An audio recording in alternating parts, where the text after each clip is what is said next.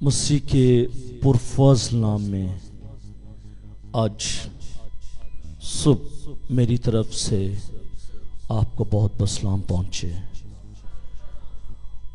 یقیناً ہم سبوں نے پرستش کے وسیلے سے برکت پائی ہے اور بتھیروں کے بندھن ٹوٹے ہیں، جوئے پگھل چکے ہیں، آنسو آئے ہیں، خدا روح کو اس نے چھوا ہے۔ آمین، ہاللویہ، ہاللویہ۔ جو کوئی اپنے دل کا دروازہ کھولتا ہے یسوع آنا چاہتا ہے، لیکن اگر کوئی سخت دل اپنے دل کا دروازہ نہیں کھولتا یسوع اندر نہیں آئے گا۔ اس لیے یسوع کو اندر لانے کے لیے دروازہ کھولنا پڑتا ہے، دروازہ کھولنا پڑتا ہے۔ کلام یہی کہتا ہے، دروازہ کھٹکھٹاؤ تو تمہارے واسطے کھولا جائے گا۔ یسوع تو آپ کے در پر آ کر دروازہ کھٹکھٹا رہا ہے، لیکن اب کیا آپ دروازہ کھولتے ہیں یا نہیں؟ جو کھولے گا یسوع اندر آ جائے گا، جو نہیں کھولے گا یسوع چلا جائے گا۔ اس لیے جب آپ چرچ میں آئیں اپنے دل کے دروازے کو کھول دیں تاکہ یسوع آئے۔ آمین۔ نکالیے گا میرے ساتھ مکاشفہ کی کتاب، اس کا 12واں باب 13ویں آیت۔ مکاشفہ کی کتاب اس کا 12واں باب اور اس کی 13ویں آیت، صفحہ نمبر 251 پر یہ نئے عہد نامے میں یہ ورس آپ کو ملے گی۔ تھوڑی سی آواز اونچی کر دیں۔ اور جب اژدہا نے دیکھا، پڑھیے گا میرے ساتھ، اور جب اژدہا نے دیکھا کہ میں زمین پر گرا دیا گیا ہوں، تو اس عورت کو ستایا جو بیٹا جنی تھی۔ خدا کے پاک کلام کے پڑھے سنے اور سمجھ جانے پر خدا کی خاص برکت ہو۔ سب کہے گا با آواز بلند آمین، آمین، آمین، ہاللویہ۔ جب 12واں باب شروع کیا گیا تھا تو آپ کو معلوم ہے کہ کلام مقدس میں ہم نے کیا پڑھا تھا؟ پھر آسمان پر ایک بڑا نشان دکھائی دیا، یعنی ایک عورت نظر آئی، ایک عورت نظر آئی جو آفتاب کو اوڑھے ہوئے تھی اور چاند اس کے پاؤں کے نیچے تھا اور 12 ستاروں کا تاج اس کے سر پر تھا۔ وہ حاملہ تھی اور درد ذہ میں چلاتی تھی اور بچہ جننے کی تکلیف میں تھی۔ 12ویں چیپٹر کے آغاز میں ہم نے اس کے بارے میں، اس عورت کے بارے میں سیکھا تھا، اور آج وہی عورت یہاں پر موجود ہے، اور میرا ٹاپک ہے عورت اور اژدہا کے مابین مخالفت، جو کانفلکٹ ہے ان کے درمیان میں، جو مخالفت ہے عورت کے درمیان اور اژدہا کے درمیان، جو مخالفت ہے اس مخالفت کو آج ہم دیکھیں گے کہ عورت کے ساتھ اژدہا کی کیا مخالفت ہے، اور اگر اژدہا کی عورت کے ساتھ مخالفت ہے تو کیا پھر بحیثیت کلیسیا ہونے کے ناطے سے ہم بچ جائیں گے یا اس کی مخالفت کے نیچے آئیں گے؟ اگر اژدہا کی مخالفت عورت کے ساتھ ہے تو کیا اژدہا کی مخالفت کلیسیا کے ساتھ بھی ہے یا پھر نہیں ہے؟ عورت کے ساتھ ہے تو کیوں ہے؟ اس کی وجہ کیا ہے؟ تو اگر عورت کے ساتھ اس کی مخالفت ہے تو کیا آج کلیسیا کے ساتھ ایماندار لوگوں کے ساتھ بھی اس کی مخالفت ہے یا پھر نہیں ہے؟ میرے عزیزو، زمین پر گرنے کے فوراً بعد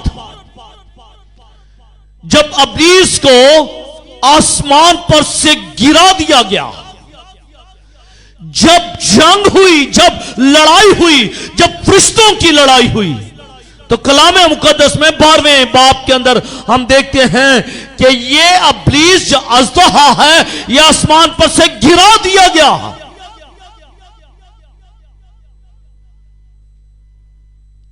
جس کے باعث ابلیس سب اپنا غصہ نکالنا چاہتا ہے، کیونکہ ابلیس جو ہے آسمان پر سے گرایا گیا ہے اور اب اسے یہ تکلیف ہے کہ میں آسمان پر سے گرایا گیا ہوں، میں مکائل فرشتوں پر غالب نہیں آیا، مغلوب ہو گیا ہوں۔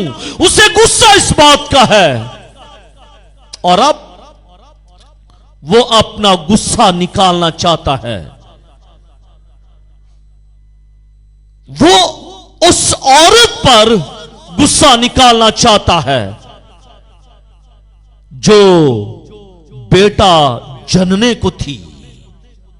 کلام مقدس میں آج صبح ہم نے یہی حوالہ پڑھا ہے، اور جب اژدہا نے دیکھا کہ میں زمین پر گرا دیا گیا ہوں، اسے معلوم پڑ گیا کہ میں زمین پر گرا دیا گیا ہوں، تو اس عورت کو ستایا۔ اب دیکھیے، ابلیس زمین پر گرا دیا گیا ہے، وہ مغلوب ہو گیا ہے، میکائیل اور اس کے فرشتے غالب آ چکے ہیں، اپنی شکست خوردہ ہے، وہ گرایا گیا ہے، وہ گر چکا ہے، وہ شکست کھا چکا ہے، اور جب اسے یہ معلوم ہوا ہے کہ میں زمین پر گرا دیا گیا ہوں تو اسے غصہ آیا اور اس نے اس عورت کو ستایا۔ اس عورت کو ستایا۔ جانتے ہیں یہ عورت کون ہے؟ بتائیے گا، یہ عورت کون ہے؟ اسرائیل قوم، خدا کی چنیدہ قوم، خدا کی لاڈلی اور خدا کی پیاری قوم۔ اب یہ اژدہا جو ہے، اب یہ جو ابلیس ہے، یہ خدا کی قوم کے ساتھ غصہ ہوا ہے اور اس کو ستانا چاہتا ہے۔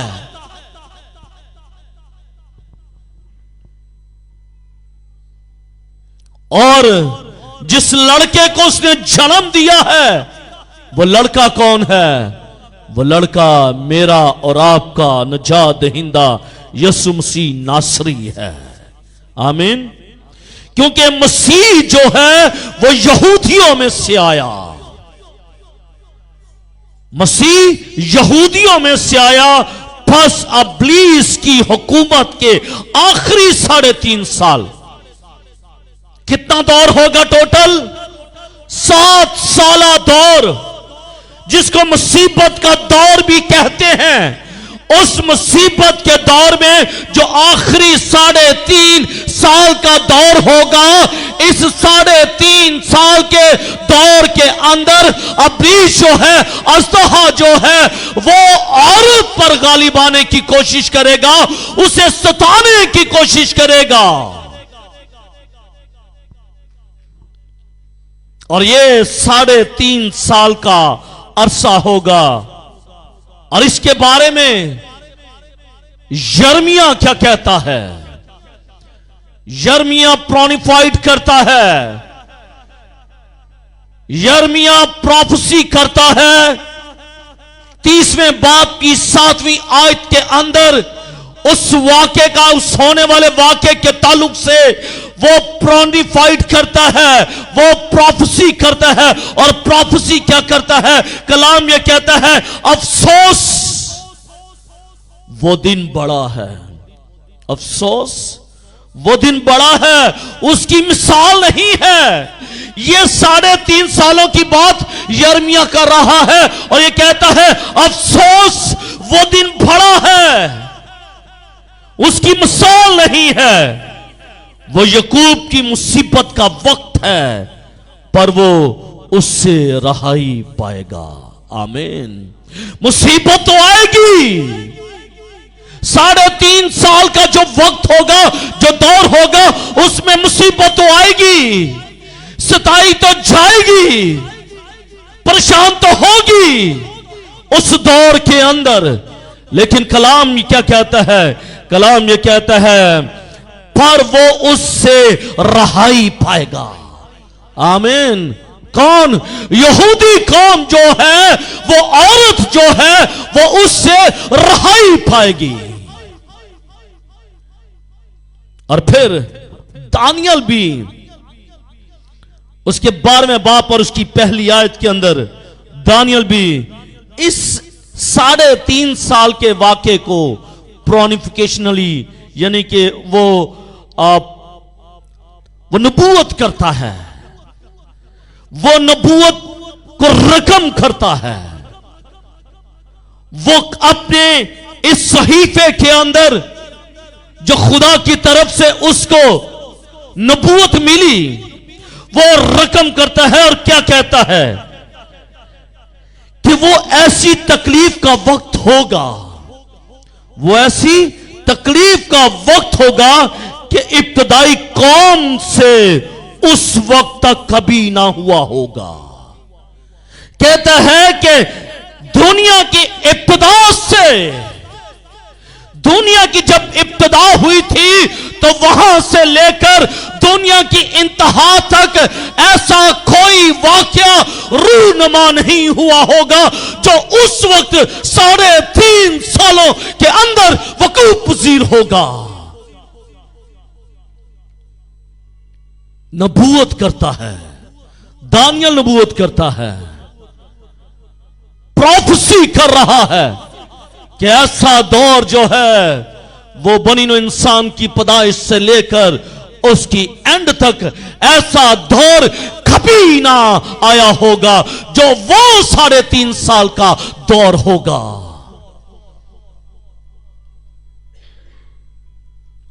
ना सिर्फ ओल्ड टेस्टामेंट यिर्मयाह, ना सिर्फ दानियल, बल्कि न्यू टेस्टामेंट के अंदर भी बाइबल मुकद्दस में हम देखते हैं यीशु मसीह ने भी इसके ताल्लुक से क्या कहा। जब हम मत्ती की इंजील उसके 24वें बाब और उसकी 21वीं आयत का मुताला करते हैं तो यीशु मसीह ने अपने शागिर्दों पर साफ साफ जाहिर कर दिया, खोल दिया इस मुकाशफे को, इस भेद को ओपन कर दिया। और वो भेद क्या है जो यीशु मसीह ने अपने शागिर्दों को बयान किया? कलाम मुकद्दस में लिखा है, यीशु मसीह ने कहा क्योंकि उस वक्त ऐसी बड़ी मुसीबत होगी। ये 3.5 सालों की बात यीशु मसीह ने भी की है। अगर मुकाशवा की किताब में लिखा है कि वो औरत को सताएगा जो बेटा जनने को थी, तो यीशु मसीह भी यही कहता है कि 3.5 सालों के वक्त में वो सताए जाएंगे। ऐसी बड़ी मुसीबत इससे पहले कभी ना होगी ना आएगी। यीशु मसीह ने भी यही कहा कि इब्तदाई, क्योंकि उस वक्त ऐसी बड़ी मुसीबत होगी कि दुनिया के शुरू से ना अब तक हुई ना कभी होगी। यानी कि ये जो 3.5 साल का जो दौर है, यीशु मसीह इस दौर के बारे में भी बयान करते हैं कि ऐसी बड़ी मुसीबत ना कभी हुई होगी ना होगी जो ये 3.5 साल के दौर में ये जो बड़ी मुसीबत होगी जिसमें औरत को सताया जाएगा। جس میں عورت کو ستایا جائے گا. اور اس کی ایک جھلک جو ہے، ایک چھوٹی سی جھلک ہمیں پہلے نظر آتی ہے.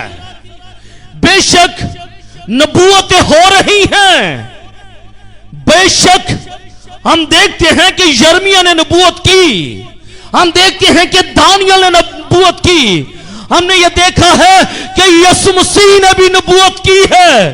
لیکن اس کی چھوٹی سی جھلکیاں ہمیں بائبل مقدس کے اندر نظر بھی آتی ہیں، نبوت کے بعد اور نبوت سے پہلے بھی نظر آتی ہیں. دیکھیں جھلکیوں کو، جھلکیاں آپ کو نظر آئیں گی. اور وہ جھلکیاں ہمیں متی کی انجیل اس کے 2 باب اور اس کی 16ویں آیت کے اندر ہمیں نظر آتی ہیں. اور وہ جھلکیاں کون سی ہیں؟ ان معصوم بچوں کے قتل عام کی ہیں جو ہیرودیس کے حکم کے مطابق 2 سال کے بچوں کو قتل کروایا گیا تھا. آپ سوچئے 2 سال کا بچہ لائک اسرائیل جو ہے ابھی 2 ماہ کے بعد 1.5 ماہ کے بعد وہ 2 سال کا ہونے والا ہے. اتنے چھوٹے بچوں کو قتل کروایا گیا. تو اتنے چھوٹے بچوں کو جب قتل کروایا گیا تو آپ کیا سوچتے ہیں کہ کتنا قہر جو ہے وہ اس جگہ پر ہیرودیس بادشاہ کے حکم کے مطابق ہوا. بے شک ابھی وہ واقعہ ہونے والا ہے جو 3.5 سالوں کے اندر ہوگا، وہ ہوگا، اس سے بھی بڑے واقعے ہوں گے. کیوں؟ کیونکہ یرمیہ نے نبوت کی ہے، دانیال نے نبوت کی ہے، یسوع مسیح نے نبوت کی ہے کہ وہ مصیبت کا بڑا دور ہوگا. اگر ہیرودیس بادشاہ کے دور میں مصیبت کا ایک بڑا دور آیا، لیکن اس سے بھی بڑا دور ابھی آنے والا ہے جو 3.5 سال کا دور ہوگا. مصیبت کے آخری 3.5 سالوں کے دور میں وہ دور شروع ہوگا جب اژدہا جو ہے وہ عورت کو ستائے گا، جب اژدہا جو ہے وہ یہودیوں کو ستائے گا اور مصیبت کی انتہا نہ ہوگی، مصیبت کی انتہا نہ ہوگی. ابھی تو آپ یہ کہتے ہیں کہ بلاسفیمنگ ہے، ابھی تو آپ یہ کہتے ہیں کہ 295 جو ہے وہ بہت بڑا کام ہے، ہمارے اوپر ایک تلوار ہے. ابھی تو آپ یہ کہتے ہیں کہ چھوٹی بیٹیوں کی شادیاں ہو رہی ہیں غیر مذاہب میں. پلیز ابھی تو آپ یہ کہہ رہے ہیں کہ آئے دن نوجوانوں کو قتل کیا جا رہا ہے. ابھی تو ہے، مصیبت کا دور ابھی بھی چل رہا ہے کلیسیا کے لیے. لیکن یہ جو 3.5 سال کا جو دور ہوگا، یہ اس دور سے بھی بڑا دور ہوگا، کیونکہ یرمیہ نے، دانیال نے، یسوع مسیح نے اس کی نبوت کی ہے. وہ دور ابھی آنے والا ہے، وہ دور ابھی آنے والا ہے.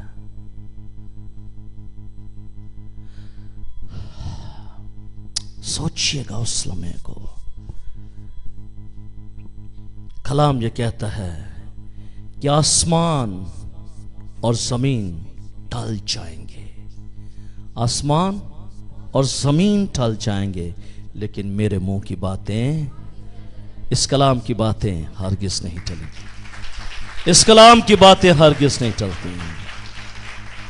یسوع مسیح نے کہا کہ وہ مصیبت کا وقت آئے گا، وہ دور ہوگا، وہ شروع ہوگا، تو اس کا مطلب ہے کہ وہ 3.5 سال کا دور شروع ہوگا. لیکن دیٹ ٹائم، اس وقت ہم کہاں پر ہوں گے؟ ہم کہاں پر ہوں گے؟ کیا ہم اس مصیبت کے دور میں ہوں گے یا پھر ہم کسی رائٹ پلیس پر ہوں گے، سیف پلیس پر ہوں گے، یا پھر ہم لیفٹ پلیس پر ہوں گے۔ مصیبت کا دور تو آئے گا، ہم بحیثیت کلیسیا ہونے کے ناطے، ایماندار ہونے کے ناطے کیا رائٹ پلیس پر ہوں گے یا پھر لیفٹ پلیس پر ہوں گے؟ کیا ہم سیف ہوں گے یا پھر ہم جانتے ہیں نا کس جگہ پر ہوں گے؟ It's depend on yourself, یہ آپ پر ہے کہ آپ کدھر ہوں گے، میں کدھر ہوں گا۔ کلام سنانے کا پرپس یہی ہے کہ آپ before time you have to ready, آپ تیار ہو جائیں، آپ تیار ہو جائیں کہ آپ نے جانا کہاں پر ہے، آپ کی جگہ کون سی ہے۔ ایسا نہ ہو کہ وہ 3.5 سال کا دور شروع ہو جائے تو آپ کہیں کہ چلیں کل شروع ہونا ہے، ہم کل مسیح کے پاس آ جائیں گے، معلوم نہیں کہ یسوع مسیح آج ہی آ جائے اور پھر اپنی کلیسیا کو لے جائے تو پھر آپ کہاں پر جائیں گے آپ کو معلوم ہے۔ عورت اور اژدہا کے مابین جو مخالفت کی وجہ وہ کیا ہوگی؟ یہ تو پرونیفیکیشن، یہ تو پروفیسی ہم نے دیکھی ہیں، لیکن کیا عورت اور اژدہا کے درمیان جو مخالفت ہے اس کی وجہ کیا ہے؟ کیوں ابلیس جو ہے وہ عورت کا دشمن ہے؟ کیوں جو اژدہا ہے وہ عورت کو ستا رہا ہے؟ کیوں بھائی؟ آج تو دنیا کے اندر مخالفت کی وجہ کیا ہے؟ روپیہ پیسہ ہے مخالفت کی وجہ، کرسی ہے مخالفت کی وجہ، اختیارات ہے مخالفت کی وجہ، اور اس کرسی کی وجہ سے پرسنالٹیز کو ڈومینیٹ کیا جا رہا ہے، اس کرسی کی وجہ سے مخالفت پر مخالفت ہو رہی ہے، حکومتوں میں مخالفتیں ہو رہی ہیں کرسی کی وجہ سے، خاندانوں میں مخالفت ہو رہی ہے کرسی کی وجہ سے، چرچز میں مخالفتیں ہو رہی ہیں کرسی کی وجہ سے، اس دنیا میں تو مخالفتیں ہو رہی ہیں روپیہ پیسہ اور کرسی کی وجہ سے، لیکن عورت اور اژدہا کے درمیان میں جو مخالفت ہے اس کی وجہ کیا ہے؟ اس کی وجہ کیا ہے بھائی؟ کیا اس کی وجہ بھی کرسی ہے؟ کیا اس کی وجہ بھی روپیہ پیسہ ہے؟ اس کی وجہ کیا ہے؟ یہودی قوم کو اذیت دینا، یہودی قوم کو، جوش پیپل کو اذیت دینا ابلیس کے پروگرام کا ایک خاص حصہ ہے۔ ابلیس ہمیشہ یہودیوں کی مخالفت کرتا آ رہا ہے۔ کیوں؟ پہلی وجہ یہ ہے تاکہ خدا کے کام کو بگاڑا جا سکے، تاکہ خدا کے کام کو بگاڑا جا سکے۔ اس بات میں ابلیس کی مایوسی اور بھی زیادہ بڑھ جاتی ہے کہ جب وہ لڑکے کو نگلنا چاہتا ہے، لڑکے کو نگلنا چاہتا ہے اور وہ نگل نہیں سکتا، تو یہ بھی اس کی مخالفت کی دوسری کڑی ہے۔ پہلے اژدہا جو ہے وہ خدا کے کام کو بگاڑنا چاہتا ہے، پھر دوسرا کام جو ہے، دوسری وجہ یہ ہے کہ وہ اس لڑکے کو نگلنا چاہتا ہے لیکن نگل نہیں سکتا۔ اور پچھلی آیات کے اندر ہم نے یہی سیکھا تھا کہ اس نے وہ بیٹا جننے کو تھی، اور وہ اژدہا جو ہے وہ اس لڑکے کو نگلنا چاہتا ہے لیکن وہ لڑکے کو نگل نہیں سکتا، لڑکا بچ کر نکل جاتا ہے۔ اس کا مطلب ہے ابلیس شریر جو ہے وہ اس عورت کا جو لڑکا ہے اس کو نگلنا چاہتا ہے, اس کو کھانا چاہتا ہے. اور آپ نے کبھی کوبرا کی اور کبھی جو ایگل ہے اس کی لڑائی کو دیکھا ہے؟ ان دونوں کی لڑائی کو کبھی دیکھا ہے؟ ہاں نہیں دیکھا. اگر دیکھا ہے تو اچھا ہے, اگر نہیں دیکھا تو آج رات جا کر گوگل پر سرچ کر کے یوٹیوب پر دیکھ لیجئے گا, fight between Satan and eagle, اس کی لڑائی کو دیکھ لیجئے گا. اژدہا ایگل کے ساتھ لڑتا ہے, اژدہا ایگل کے ساتھ لڑتا ہے لیکن غالب نہیں آتا, لیکن غالب نہیں آتا. اژدہا کے پاس ایک بری سوچ ہے, اور وہ بری سوچ کیا ہے کہ وہ اس ایگل کے انڈوں پر اٹیک کرتا ہے اور انہیں نگل جاتا ہے, اور انہیں نگل جاتا ہے. اژدہا جو ہے ایماندار کے ساتھ لڑتا ہے اور ایماندار جو ہے وہ غالب آ جاتا ہے. اژدہا مغلوب ہو جاتا ہے, اور جب اژدہا مغلوب ہو جاتا ہے پھر وہ ایماندار کے بچوں پر اٹیک کرتا ہے. پھر وہ ایماندار کے بچوں پر اٹیک کرتا ہے کہ کسی طریقے کے ساتھ ان کو نگلا جائے, ان کو کھایا جائے. اور یہ دوسری وجہ یہ بھی ہے کہ یہ اژدہا جو ہے یہ اس عورت کے بچے کو نگلنا چاہتا ہے, کھانا چاہتا ہے, لیکن لڑکا جو ہے وہ بچ کر نکل جاتا ہے. جب وہ جنگ میں ہار جاتا ہے, جب وہ جنگ میں شکست خوردہ ہو جاتا ہے تو زمین پر گرا دیا جاتا ہے. لڑائی تو ہوئی ہے نا, جب لڑائی ہوئی ہے تو جو پھر ہار گیا اس کو زمین پر گرا دیا گیا, اور جب وہ زمین پر گرا دیا جاتا ہے اس سے ہر طرف شکست اور مایوسی نظر آتی ہے. وہ یہ سوچتا ہے کہ اس طرف بھی شکست مجھے ہے, اس طرف سے بھی شکست مجھے ملی ہے. وہ مایوسی کا شکار ہو جاتا ہے. اس لیے وہی پرانی نفرت جو ہے جو اس کے دل میں بھری پڑی ہے بڑے زور سے ابھرتی ہے, بڑے زور سے وہ جوش کھاتی ہے, اور وہ پھر یہودی قوم کی طرف رخ کرتا ہے, یعنی وہ عورت کی طرف رخ کرتا ہے. کیوں؟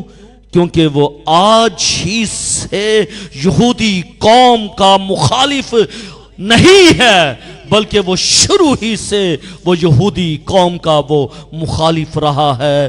وہ یہ چاہتا ہے کہ خدا کے کام کو بگاڑا جائے, وہ یہ چاہتا تھا کہ لڑکے کو نکلا جائے. اور تیسری بات ایک اور ہے, اس کی وجہ کیا ہے, کیوں وہ عورت سے نفرت کرتا ہے, کیوں وہ عورت سے نفرت کرتا ہے. وہ اس قوم سے اس لیے نفرت کرتا ہے, وہ اس عورت سے اس لیے نفرت کرتا ہے. اب نفرت کی وجہ بتائی تھی میں نے. پہلی وجہ کیا ہے؟ پہلی وجہ یہ ہے کہ وہ خدا کے کام کو بگاڑنا چاہتا ہے. دوسری وجہ یہ ہے کہ وہ اس عورت کے بچے کو نکلنا چاہتا ہے. اب تیسری وجہ آپ کے لیے بھی بہت ضروری ہے. تیسری وجہ یہ ہے کہ وہ اس قوم سے اس لیے نفرت کرتا ہے کیونکہ وہ مسیح سے نفرت کرتا ہے, کیونکہ وہ مسیح سے نفرت کرتا ہے. وہ اس لیے اس عورت سے نفرت کرتا ہے کیونکہ وہ مسیح سے نفرت کرتا ہے. وہ اس لیے اس عورت کا دشمن ہے کیونکہ وہ اس کے لڑکے کا دشمن ہے. وہ اس لیے اس کا دشمن ہے کیونکہ وہ مسیح کا دشمن ہے. یہ تین وجوہات ہیں جس کی وجہ سے وہ عورت کو ستاتا ہے. وہ عورت کو ستاتا ہے۔ پہلی وجہ کیا ہے؟ وہ خدا کے کام کو بگاڑنا چاہتا ہے۔ دوسری وجہ، وہ بچے کو نگلنا چاہتا ہے، لڑکے کو نگلنا چاہتا ہے۔ اور تیسری وجہ، وہ اس لیے اس قوم سے نفرت کرتا ہے کیونکہ وہ مسیح سے نفرت کرتا ہے، کیونکہ وہ قوم جو ہے، یہودی قوم جو ہے، وہ مسیح کی قوم ہے۔ یہ ہلکی یا معمولی اذیت نہیں ہوگی، بلکہ ہر لحاظ سے یہ مکمل ایک جنگ ہوگی جو عورت کے درمیان میں اور اس اژدہا کے درمیان میں لڑی جائے گی۔ ایک مکمل جنگ ہوگی، یہ مکمل ایک وار ہوگا جو ابلیس اور اس عورت کے درمیان میں ہوگی۔ میرے عزیزوں، آخری بات جو میں نے کی ہے، وہ اس لیے اس قوم سے نفرت کرتا ہے، وہ اس لیے یہودی قوم سے نفرت کرتا ہے کیونکہ وہ مسیح سے نفرت کرتا ہے۔ اعمال کی کتاب اس کے نام باب پر اس کی 4 اور 5 آیت کو دیکھیے گا۔ یہاں پر ہم دیکھتے ہیں کہ ربی ساؤل جو ہے، یعنی پولس رسول، جب دمشق کی راہ پر، شاہراہ پر یہ دیکھتا ہے کہ مسیح کے لوگوں کو ستانے کی وجہ سے وہ مسیح کو ستاتا ہے۔ جب ایک ایماندار کو ستایا جاتا ہے تو وہ ایماندار کو نہیں بلکہ وہ مسیح کو ستاتا ہے۔ جب ایک ایماندار کا خون بہایا جاتا ہے تو وہ مسیح کا خون بہایا جاتا ہے۔ جب ایک ایماندار پر انگلی اٹھائی جاتی ہے تو وہ مسیح پر انگلی اٹھاتا ہے۔ اور پولس رسول بھی تو اسی لیے ان لوگوں کو ستاتا تھا کیونکہ ان کو ستانے کی وجہ سے وہ مسیح کو ستاتا تھا، اور اس کا ٹارگٹ مسیح تھا۔ وہ مسیح کو ستانا چاہتا تھا، اس لیے وہ مسیح کے پیروکاروں کو ستاتا تھا، اس لیے وہ مسیح کے پیروکاروں کو ستاتا تھا۔ ابلیس کا کلیسیا کو دکھ دینا، ابلیس کا کلیسیا کو دکھ دینا مسیح اور اس کے لوگوں کے بارے میں اس کی نفرت کا اظہار ہے، اس کی نفرت کا اظہار ہے۔ اگر آج آپ لوگ ستائے جا رہے ہیں تو فی الحقیقت مسیح ستایا جا رہا ہے۔ اگر آج آپ کے بچے ستائے جا رہے ہیں تو فی الحقیقت مسیح کی ذات ستائی جا رہی ہے، مسیح کی ذات کو ستایا جا رہا ہے۔ اب میں نے اور آپ نے اپنے بچوں کو سیف کس طرح کرنا ہے تاکہ میرے اور آپ کے بچے جو ہیں وہ ستائے نہ جائیں، میں اور آپ ستائے نہ جائیں، کیونکہ جب میں اور آپ ستائے جائیں گے اس وقت مسیح ستایا جائے گا۔ آمین۔ ابلیس یہ چاہتا ہے کہ اس عورت کو ستائے، اس عورت کو ستائے، کیونکہ جب وہ اس عورت کو ستائے گا 3.5 سالوں میں جب وہ عورت کو ستائے گا تو وہ فی الحقیقت وہ مسیح کو ستائے گا، وہ مسیح کو ستائے گا۔ اور اگر آج ایمانداروں کو ابلیس ستائے گا تو وہ فی الحقیقت وہ یسوع مسیح کو ستائے گا، وہ یسوع مسیح کو ستائے گا۔ اس لیے میرے عزیزو، ضرورت اس بات کی ہے کہ ہم نے مسیح کی خاطر ستایا جانا ہے، مسیح کی خاطر ستایا جانا ہے۔ جتنی مرضی پریشانیاں، جتنے مرضی دکھ، جتنے مرضی تکلیفیں آ جائیں، ہم نے مسیح کی خاطر ستایا جانا، کیونکہ مبارک ہیں وہ جو راست بازی کے سبب سے ستائے گئے، کیونکہ آسمان کی بادشاہی انہی کی ہے۔ آمین۔ آسمان کی بادشاہی مسیح کے پاس وہی جائے گا وہ جو ستایا جائے گا، جو ستایا جائے گا، راست بازی کے سبب سے جو ستایا جائے گا۔ اور اگر میں اور آپ ستائے جائیں گے تو یقیناً میں اور آپ آسمان کی بادشاہی میں شامل بھی ہوں گے۔ آمین۔ اور اگر وہ 3.5 سال کا جو دور ہوگا، اس دور میں اگر وہ عورت یہودی لوگ ستائے جائیں گے تو وہی آسمان کی بادشاہی میں شامل بھی ہوں گے۔ آمین۔ کیا ہم اپنے آپ کو ستانے کے لیے خدا کی حضوری میں پیش کرتے ہیں یا نہیں؟ کیا میں اور آپ، کیا آج صبح ہم خدا کے سامنے اس بات کا اقرار کرتے ہیں کہ خداوند ہم بے شک ستائے جائیں لیکن ہم تیرا پلہ نہیں چھوڑیں گے، ہمیں تیری محبت سے کوئی شخص جدا نہیں کر سکتا، نہ حکومتیں، نہ اختیار، نہ ریاستیں، کوئی ایسی چیز ہمیں تیری محبت سے جدا نہیں کر سکتی۔ آمین۔ یہ جو ایسی باتیں ہیں جو ہم یہ سمجھتے ہیں کہ ہم ستائے جا رہے ہیں، تو میرے عزیزو آپ مبارک لوگ ہیں، آپ مبارک لوگ ہیں، کیونکہ مبارک لوگ ستائے جاتے ہیں اور جو مبارک نہیں وہ ستائے نہیں جاتے۔ اور مسیح نے اس بات کے بارے میں ان کو پہلے ہی بتا دیا تھا کہ چونکہ انہوں نے مجھے ستایا ہے اس لیے تمہیں بھی ستائیں گے۔ کیا انہوں نے مسیح کو نہیں ستایا؟ انہوں نے مسیح کو ستایا، اور اگر انہوں نے مسیح کو ستایا تو کلام یہ کہتا ہے اس لیے تمہیں بھی ستائیں گے، لیکن یہ سب کچھ وہ میرے نام کے سبب سے تمہارے ساتھ کریں گے، کیونکہ وہ میرے بھیجنے والے کو نہیں جانتے کہ کس نے مجھے بھیجا ہے۔ اگر یسوع مسیح یہ کہتا ہے کہ اگر میں ستایا گیا ہوں تو یقیناً آپ بھی ستائے جائیں گے۔ آمین۔ اس لیے ہمیں ہمیشہ تیار رہنے کی ضرورت ہے کہ جب بھی کوئی ایسی بات آئے تو ہمیں بڑبڑانا نہیں ہے، بلکہ ہم نے بڑی خوش اسلوبی کے ساتھ اس بات کو اپنی زندگی میں لینا ہے کہ مسیح ستایا گیا تھا اس لیے میں نے بھی ستائے جانا ہے۔ آمین۔ اگر مسیح ستایا گیا تھا تو 3.5 سال کے دور میں اس عورت نے، یہودی قوم نے بھی ستایا جانا ہے۔ خدا مجھے اور آپ کو یہ فضل دے کہ ہم اس کی خاطر سب کچھ سہتے رہیں اور خدا کے نام کو عزت اور جلال دیتے رہیں۔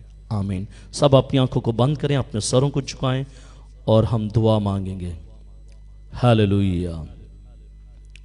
بہن سمینہ آئیں گی سامنے اور اس خدا کے کلام کے لیے وہ دعا مانگیں گی، شکر گزاری کی دعا مانگیں گی کہ خداوند اس کلام کے وسیلے سے ہمیں چھو دے اور بڑی برکت دے۔ ہاللویہ۔